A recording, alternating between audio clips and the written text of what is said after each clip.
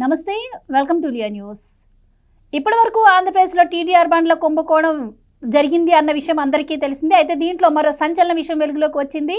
దీంట్లో వేల కోట్ల స్కామ్ జరిగిందని బొత్స సత్యనారాయణ మేనల్లుడికి దీంతో సంబంధం ఉంది అంటూ విశాఖ జనసేన కార్పొరేటర్ మూర్తి యాదవ్ బయటపెట్టారు. మరి మరోపక్క ఈ కుంభకోణంలోనే భూమా కరుణాకర్ రెడ్డి పేరు విన్నాం, కారుమూరి నాగేశ్వరరావు పేరు విన్నాం, ఇలా చాలా మంది వైసీపీ నాయకుల పేర్లు విన్నాం. అసలు మరి ఈ టీడీఆర్ బండ్ల కుంభకోణంలో బొత్స సత్యనారాయణ అల్లుడి పాత్ర ఎంత, అలాగే మరి దీనిపై బొత్స సత్యనారాయణ ఇప్పటి వరకు స్పందించినటువంటి దాఖలాలు లేవు. ఆయన ఏ విధంగా స్పందించే అవకాశం ఉంది? ఇక కూటమి ప్రభుత్వం కూడా దీనిపై ఎంక్వైరీ వేస్తారన్న నేపథ్యంలో ఆ ఎంక్వైరీ ఎంతవరకు వచ్చింది? ఇలాంటి విషయాలన్నీ కూడా తెలుసుకుందాం. మనతో పాటు ఉన్నారు సీనియర్ జర్నలిస్ట్ డివి శ్రీనివాస్ గారు. నమస్కారం సార్. నమస్తే సార్. తాజాగా మరో కుంభకోణం టీడీఆర్ బాండ్ల రూపంలో వెలుగులోకి వచ్చింది. జనసేన కార్పొరేటర్ మూర్తి యాదవ్ ఇలా మాటికి కుంభకోణాన్ని ఆయన వెలుగులోకి తీసుకొస్తున్నట్టు పరిస్థితి. కానీ ఆ ఎంక్వైరీ మాత్రం సరిగ్గా జరుగుతున్నట్టు కనిపించట్లేదు. గతంలో కూడా ఆయన ఒక కుంభకోణాన్ని బయటికి తీసుకురావడం జరిగింది. ఇప్పుడు మరి టీడీఆర్ బాండ్ల కుంభకోణం మరి బొత్స సత్యనారాయణ అల్లుడి పేరు వినిపిస్తోంది. ఏం జరిగిందంటారు, మీరేం చెప్తారు? తాజాగా మూర్తి యాదవ్ జనసేన కార్పొరేటర్ బొత్స సత్యనారాయణ వియ్యంకుడి పేరు, బొత్స సత్యనారాయణ అల్లుడి పేరు తీసుకొచ్చారు. విశాఖపట్నంలో మరి టీడీఆర్ బాండ్స్ పేరుతో ఒక 22 కోట్లు బొత్స ఇచ్చిన గిఫ్ట్ అల్లుడికి అని ఆయన ప్రకటించిన నేపథ్యంలో అసలు ఆ బొత్స వియ్యంకుడు వెంకటరమణ అతని యొక్క పాత్ర ఏంటి ఇందులో? మీరన్నారు టీడీఆర్ అనేది ఒక పెద్ద స్కామ్ ఆంధ్రప్రదేశ్లో, ట్రాన్స్ఫరబుల్ డెవలప్మెంట్ రైట్స్ దాన్ని అడ్డం పెట్టుకుని అటు ప్రతి మున్సిపాలిటీలో కొన్ని వందల కోట్లు ప్రజాధనం వీళ్ళు లూటీ చేయడం. అంటే తిరుపతిలో భూమన కరుణాకర్ రెడ్డి, భూమన అభినవ్ రెడ్డి, అక్కడ టీడీఆర్ బాండ్స్ కుంభకోణం దగ్గర అక్కడ ఒక 3,000 కోట్లు అక్కడ ఒక చోటే స్కామ్ అన్నారు. అట్లాగే తణుకు కారుమూరి నాగేశ్వరరావు మాజీ మంత్రి, అతను 700 కోట్ల టీడీఆర్ అక్కడ కుంభకోణం అన్నారు. అంటే ఇప్పుడు ఎంపీ ఎంవివి సత్యనారాయణ ఇక్కడ విశాఖపట్నంలో అతనికి టీడీఆర్ బాండ్స్ ఒక 90 కోట్లు. అంటే ఒక విశాఖపట్నంలోనే 1000 కోట్లు నీకు టీడీఆర్ బాండ్స్ స్కామ్ జరిగిందని మీడియాలో కథనాలు విన్నాం. లేటెస్ట్గా కర్నూలులో కూడా టీడీఆర్ బాండ్స్ వెలుగులోకి వచ్చాయి, అదొక స్కామ్ అని. అంటే రాష్ట్రంలో ఉన్నటువంటి ఈ 100 మున్సిపాలిటీల్లో ప్రతి మున్సిపాలిటీలోనూ ఇలాగే వీళ్ళు టీడీఆర్ స్కామ్ చేశారా? అంటే ప్రభుత్వ చట్టంలో ఉన్నటువంటి లొసుగులను ఆధారంగా చేసుకుని వీళ్ళేంటి, చదరపు గజం దాని ఖరీదు 4,500 రూపాయలు ఉన్నదాన్ని 22,000 రూపాయలు క్యాష్ చేసుకున్నారు. ఇప్పుడు ఇక్కడ ఉన్న రేటు ఒకటి, కిలోమీటర్ దూరంలో ఉన్న రేటు ఇంకొకటి. అంటే ఇక్కడ రేటుకి నీకు కిలోమీటర్న్నర అవతల ఆ భూమికి వాళ్ళు క్లెయిమ్ చేశారంటే ఎలా వీళ్ళు ధరల నిర్ణయంలో మాల్ ప్రాక్టీస్కి పాల్పడ్డారు? అంటే ఇప్పుడు ఈ పరిహారంగా మనం ఇస్తే 1:1గా ఇచ్చేవాళ్ళు, దాన్ని జగన్మోహన్ రెడ్డి సీఎం అయిన తర్వాత మార్చేసి 1:4గా చేయటం, కావాలనే ఈ టీడీఆర్ బాండ్స్ రూపంలో తన వాళ్ళకి లబ్ధి చేయడం కోసం వీళ్ళు ఏం చేశారు, మున్సిపాలిటీలని వాళ్ళ అప్పుల్లో ముంచారు. ఒకవైపేమో కొనారిల్లుతున్నాయి అన్ని పట్టణ స్థానిక సంస్థలు, అక్కడ వచ్చే పన్ను రాబడి ఒక ఎత్తు అయితే అక్కడ చేసే అభివృద్ధి మరొక ఎత్తు. ఏ పట్టణం చూసినా కూడా అన్ని పట్టణాల్లో నీకు అభివృద్ధి కార్యక్రమాలన్నీ అడుగంటాయి, రోడ్లన్నీ గుంతలమయమయ్యాయి. మరి డబ్బంతా ఏమైపోయింది?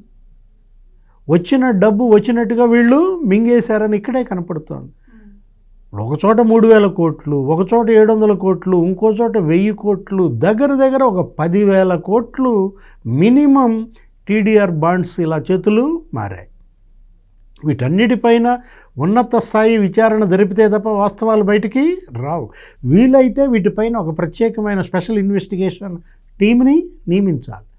ఇప్పటివరకు పురపాలక శాఖ కార్యదర్శి అక్కడ జరుగుతున్నటువంటి దర్యాప్తు అదేమో కొలికి వచ్చినట్టుగా కనిపించట్లేదు. మంత్రి నారాయణ 2-3 సందర్భాల్లో దీని గురించి ప్రకటన చేశారు. అది రిపోర్ట్ వస్తోంది అంటున్నారు తప్ప ఇప్పటి వరకే ఆ రిపోర్ట్ బయట పెట్టలేదు, అది ఒక కొలిక్కి రాలేదు. అంటే మనం చూసాం స్పెషల్ ఇన్వెస్టిగేషన్ టీం వేయడం వల్ల ఆ లిక్కర్ స్కామ్ ఎంత స్పీడప్ అయిందో. ఏది అక్కడ విశాఖ కమిషనర్ రాజశేఖర్ బాబు ఆధ్వర్యంలో అక్కడ సుబ్బారాయుడు వీళ్ళందరూ స్పెషల్ ఇన్వెస్టిగేషన్ టీం మొత్తం దగ్గర ఒక 7గురిని అరెస్ట్ చేశారు. దేంట్లో? లిక్కర్ మాఫియా దాంట్లో. అదేంటది? అది 20,000 కోట్ల స్కామ్ అన్నారు. దాంట్లో కేవలం ముడుపులే 3,113 కోట్లు అన్నారు. ఏది ఆ లిక్కర్లో. నీకు అసలు అందులో కొంత అమౌంట్ బంగారం రూపంలోకి మార్చుకున్నారని, కొంత అమౌంట్ రియల్ ఎస్టేట్లో పెట్టారని, కొంత అమౌంట్ హాస్పిటల్స్లో పెట్టారని, అసలు చాలా పెద్ద అమౌంట్ విదేశాలకి మనీ లాండరింగ్ చేశారని. అదేంటి అది? ఆ లిక్కర్ స్కామ్. అది ఒక కొలిక్కి వచ్చేసింది.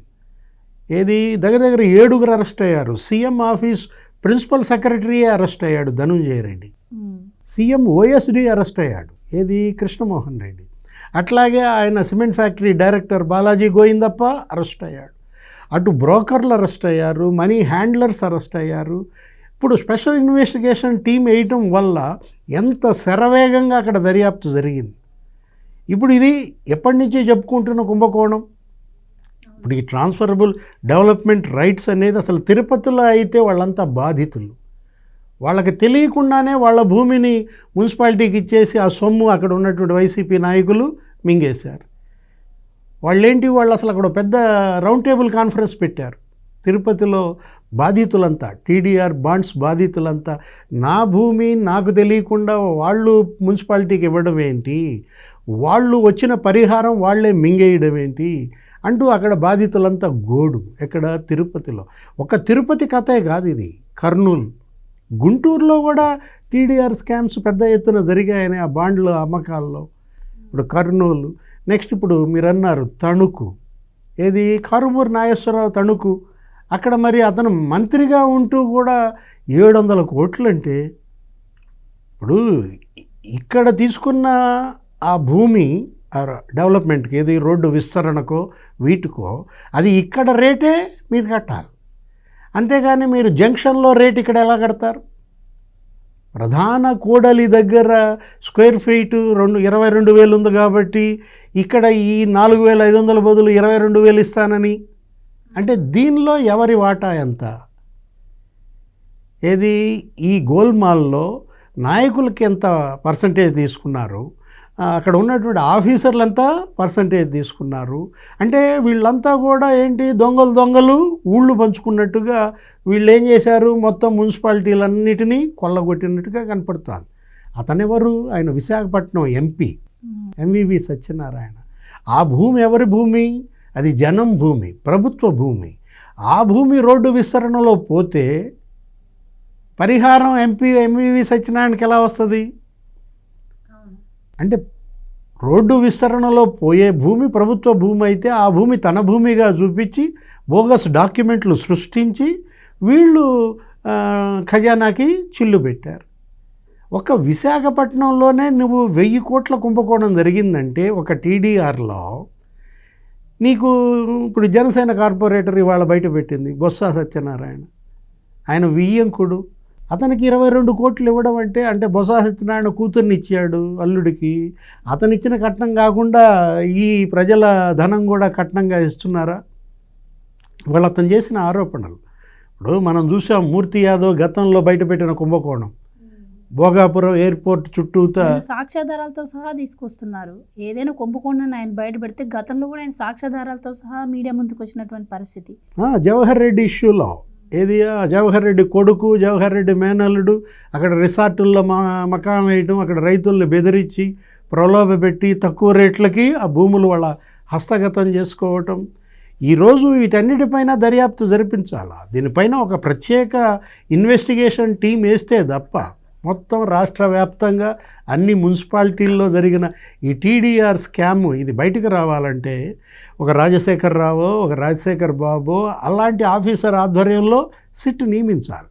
మనం చూసాం ఇంకో సిట్ కూడా వేశారు, ఏది? మైనింగ్, దానిపైన కూడా ప్రత్యేక దర్యాప్తు బృందం రాజశేఖర్ రావు ఆధ్వర్యంలో వేశారనమాట.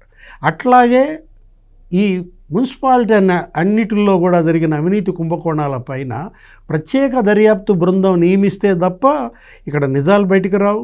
దోషుల్ని కఠినంగా శిక్షించడం కాదు, ముందు రికవరీ చేయాలి. ఏది? ఈ ప్రజాధనాన్ని రికవరీ చేయాలి. Thank you so much. Please subscribe to Leo news for more videos.